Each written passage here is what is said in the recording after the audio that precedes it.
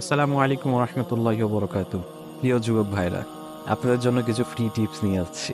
প্রিয় যুবক ভাইরা, যারা বিবাহ করতে চাচ্ছেন, বিবাহ করার আগে কয়েকটি বিষয় মাথায় রাখতে হবে আপনাদেরকে।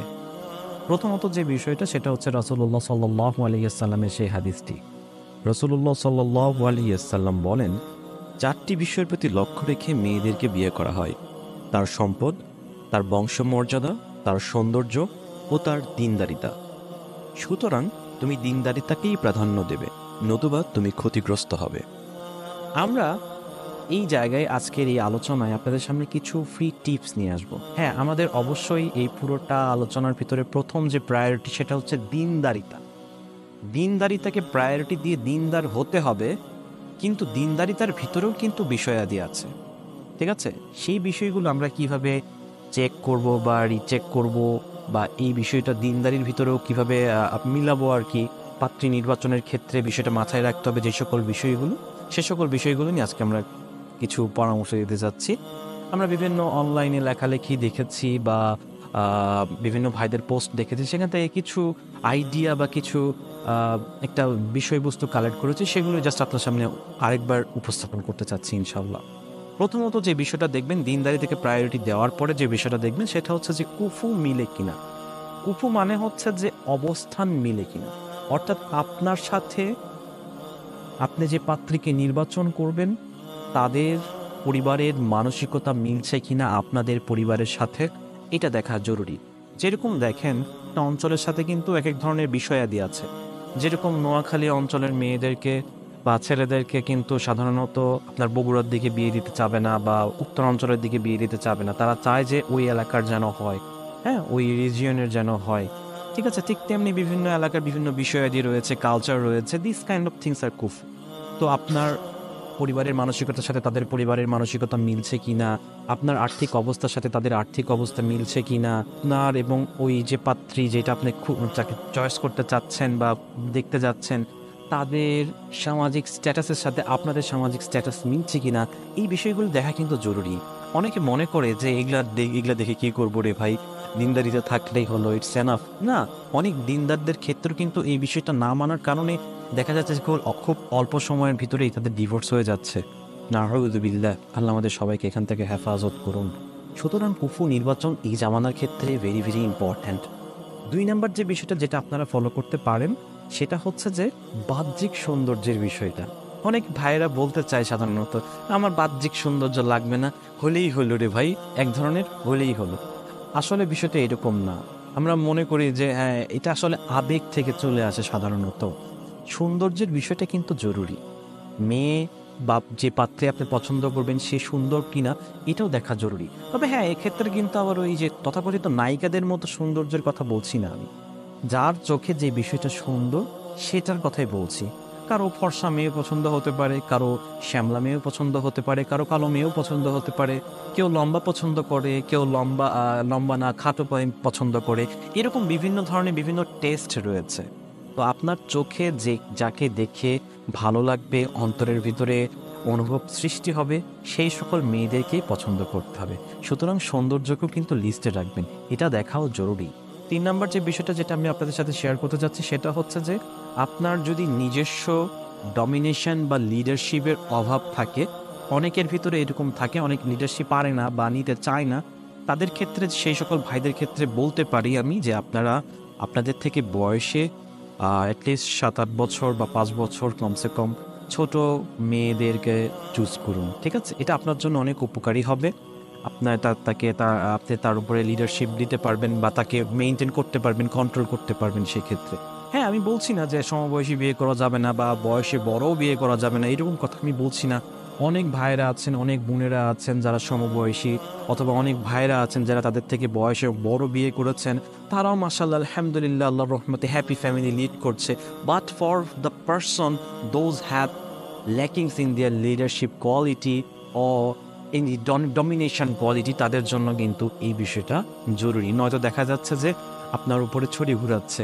হ্যাঁ, এরকম কিন্তু হয় সাধারণত। আপনি একটা বলছেন, সে কথাটা শুনছে না, আপনার উপর দিয়ে আপনাকে আরো চার্জ করছে, আপনার উপরে ডমিনেশন খাটানোর চেষ্টা করছে স্বাভাবিকভাবে। হ্যাঁ, তো এই বিষয়টা কিন্তু অ্যাজ এ মেল হিসাবে এটা কিন্তু আপনি অ্যাকসেপ্ট করতে পারবেন না, পরবর্তীতে গিয়ে সাংসারিক জীবনে সমস্যা হতে পারে। 4 নাম্বার যে বিষয়টা, যে মেয়ের আখলাক অথবা চরিত্রটা কেমন, এই বিষয়ে ভালোভাবে আপনাদেরকে কিন্তু খোঁজ খবর লাগাতে হবে। হ্যাঁ, আপনি কিভাবে পারবেন? ক্ষেত্রে একটা ভালো একটা টিপস হচ্ছে যে মেয়ের সাথে যদি মিশে এরকম কোনো পার্সন, এরকম কোনো বান্ধবীও হতে পারে মেয়ের, আপনার মাহরামকে দিয়ে তাদের কাছে যাওয়ানো যে মেয়েটা আসলে কেমন। একটা মেয়ে কিন্তু একটা মেয়েকে খুব ভালো করে চেনে, তাদের আচার আচরণ সব কিছু কিন্তু ভালোভাবে জানে। আপনি যদি এলাকার কাউকে, যে কোনো পুরুষ মানুষকে যে জিজ্ঞাসা করেন, সে তো কোনো কিছু বলতে পারবে না। ভাই বোরকা পরে যায়, দেখি পর্দা করে, ঠিক আছে।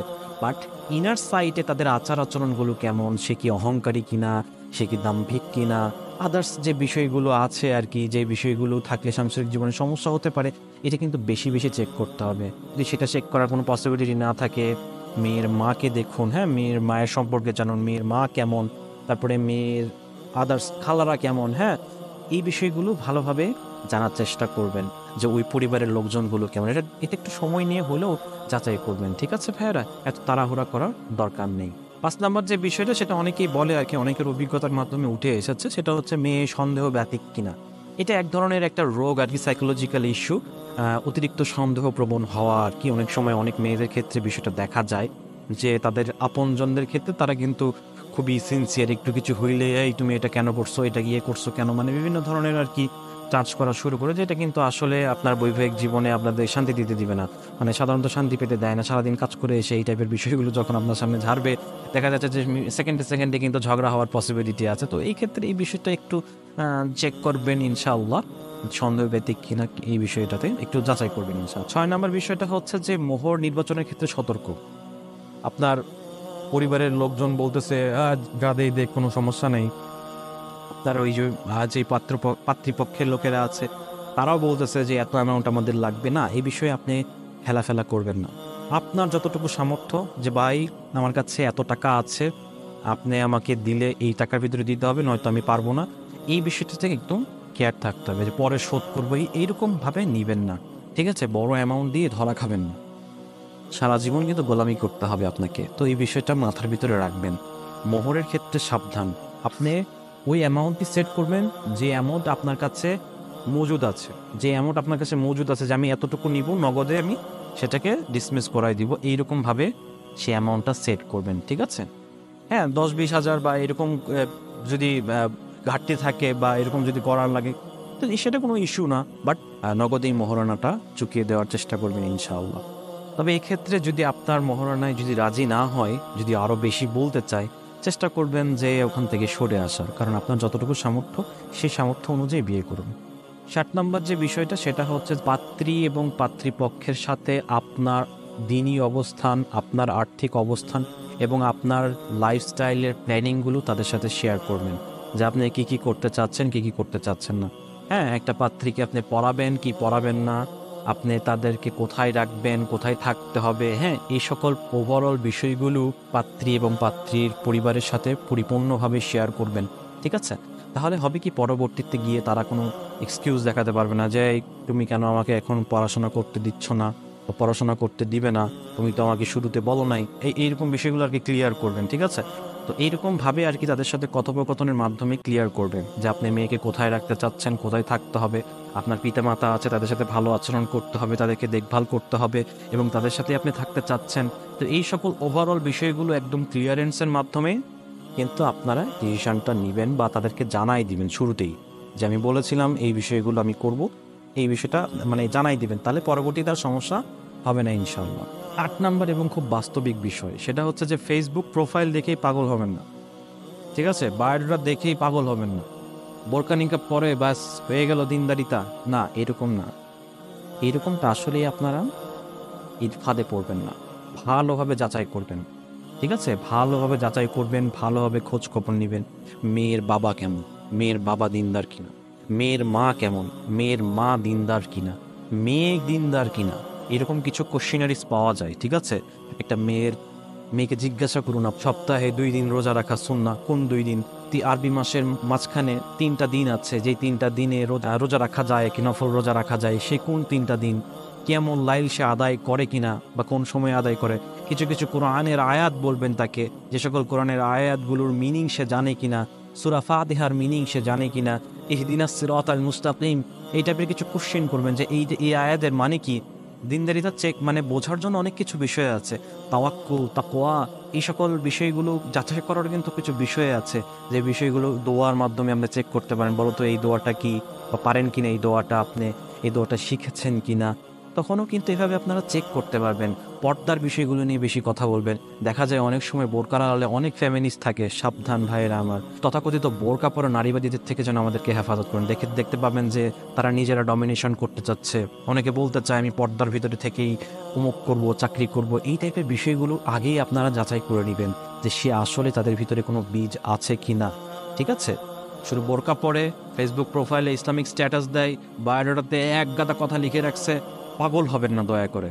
ঠিক আছে? এরকম বায়োডাটা দেখে কত মানুষ যে ধরা খেয়েছে তার কোনো ইয়াত্তা নাই। একটা বায়োডাটার ভিতরে কত কথা লেগেছে দিনের বিষয়ে, কিন্তু দেখা যাচ্ছে যে বাহ্যিক জীবনে তার কোনোটাকেই সে খুঁজে পায় নাই। 9 নম্বর যে বিষয়টা সেটা শেয়ার করতে চাচ্ছি, সেটা হচ্ছে যে শ্বশুরবাড়ি থেকে কোনো কিছু পাওয়া আশা করবেন না। হ্যাঁ, সামাজিক কিছু রীতিনীতির কারণে বা অনেক দিন ধরে বহমান কিছু সামাজিক কালচারের কারণে দেখা যেতে পারে যে আপনার পরিবার থেকেও অনেক কিছু চাহিদা আছে, যে ওইটা কেন দিল না, এটা কেন দিল না, হ্যাঁ এত সুন্দর ছেলে একটা মোটরসাইকেলও দিল না, ইত্যাদি বিভিন্ন কথা পরিবার বলবে। বাট আপনি আপনার জায়গায় স্ট্রং থাকবেন। ঠিক আছে? যাতে এইরকম কালচারগুলো যেন আপনাদের মাধ্যমে না হয়। আর পরিবারের লোকজনদেরকে যতটুকু পারবেন সতর্ক করার চেষ্টা করবেন, আল্লাহর ভয় দেখাবেন, যাতে করে তারাও যেন এই সকল বিষয়গুলো নিয়ে কোনো প্রকার কোনো তুচ্ছ তাচ্ছিল্য বা আপনার হবু ওয়াইফকেও যেন কোনো প্রকার কটূক্তি না করে। সর্বোপরি যে বিষয়টা বলতে চাচ্ছি সেটা হচ্ছে যে বৈবাহিক জীবন সুখেরও হতে পারে, দুঃখেরও হতে পারে। এটা একটা পরীক্ষার মতো। রাসূলুল্লাহ সাল্লাল্লাহু আলাইহি ওয়াসাল্লাম বলেছিলেন যে ছেলেদের জন্য নারী ব্যতীত আমি কোনো বড় ফিতনা দেখি নাই। তো এই বিষয়টা মানে এই না যে বেপর্দা মেয়ে বা নারীদের বিষয়গুলো সয়লাভ, এরকমটা শুধু এইটাই না, পাশাপাশি ফিতনা মানে হচ্ছে পরীক্ষা। অর্থাৎ নারীদের অধিকার আদায়েও কিন্তু আপনাদেরকে পরীক্ষা দিতে হবে, এবং এটাই সবচেয়ে বড় পরীক্ষা।